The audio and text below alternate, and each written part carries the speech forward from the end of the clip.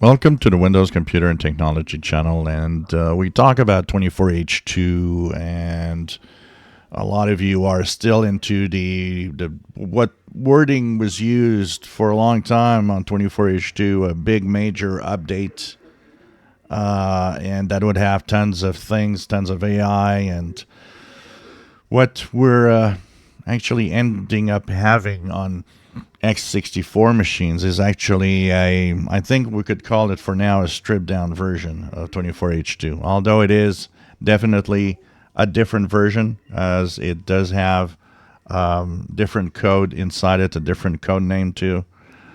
The thing is, what happened in the development of 24H2 and in some part what we thought was maybe going to be Windows 12 is that all of the AI features went into the Copilot plus AI PCs, which right now are concentrated only on Qualcomm.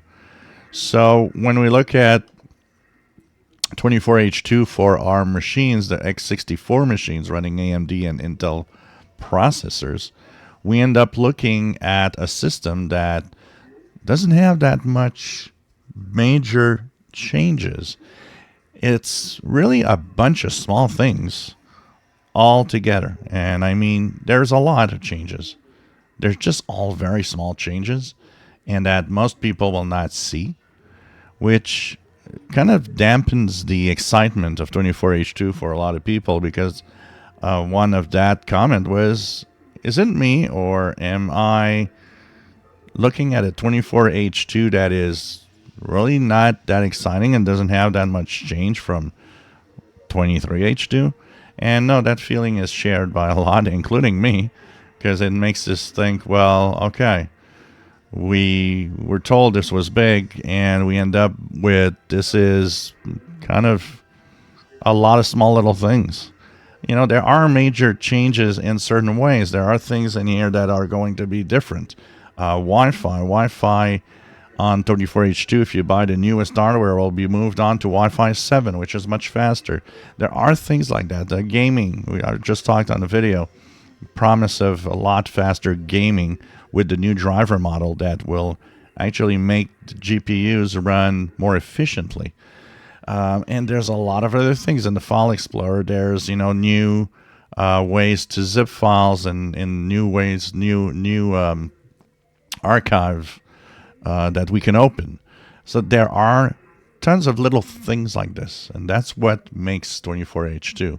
But because we don't see the the big AI features like recall and so on, it turns out to be a rather ordinary update. It doesn't feel bigger than 23 or 22H2.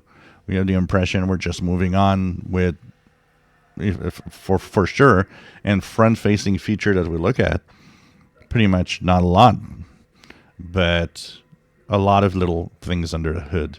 So yeah, that feel of 24H2 not being that big update that we think it is, it's a big update in its way because there's a lot of little changes, but it's not a big update because it doesn't have the bang that we were looking for of, wow, this is what it is.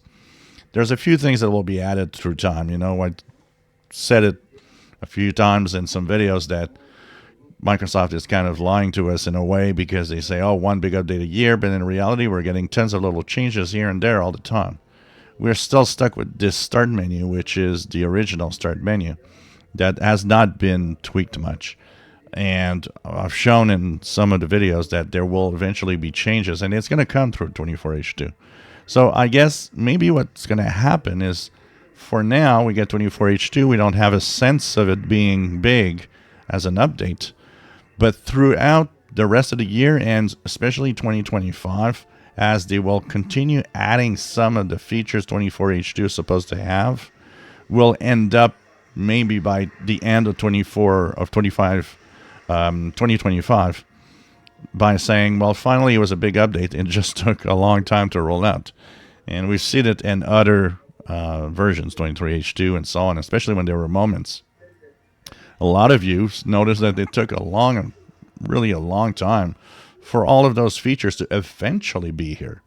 And this is going to be the same for 24H2. So I guess before we can really say is it a big change, we'll have to wait sometime in 2025 when all of the features that's supposed to roll out will be there. If you enjoy my videos, please subscribe, give us thumbs up. Thank you for watching.